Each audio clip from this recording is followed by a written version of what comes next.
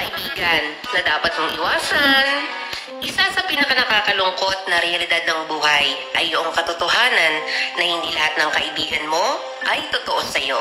Dahil alam nyo, bilang lang sa daliri natin yung masasabi nating true friends. Lalo na sa panahon natin ngayon. Kaya sa video na ito ay babahagi ko sa inyo ang top 4 na klase ng kaibigan na dapat mong iwasan. Na baka nakakasalamuha mo na, eh hindi mo ba alam. Una, user friend. Ito yung klase ng tao na kakaibiganin ka lang kasi may kailangan siya sa'yo. Kasi alam nila na mapapakinabangan ka nila. At once na wala ka ng silbi o wala na silang makuha sa'yo, hindi ka na nila papansinin. Or end of friendship na rin. At pangalawa, fake friend. Ito naman yung klase ng tao na kunwaring mabait sa'yo, pero sinisiraan ka kapag nakatalikod ka. Sila yung kunwaring mabait sa'yo.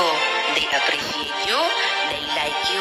Pero ang totoo, insecure sila sa'yo at hihilahin ka nila pababa at hindi papayag na malamangan mo sila. Marami yan, nagkalat kung saan-saan.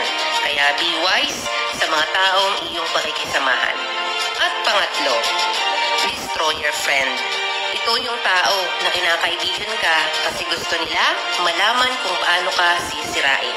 Kukunin nila ang tiwala mo at aalamin lahat ng mga bagay-bagay tungkol sa'yo. Aalamin nilang lahat sa buhay mo. Nang sa ganon, yun ang gagawin nilang alas laban sa'yo. At panghuli, marites na kaibigan.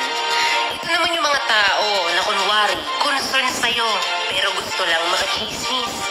Gusto lang nilang updated sila sa latest chika ng buhay mo para may mapag-usapan at gawin kang topic sa iba pa niyang friends na marites din.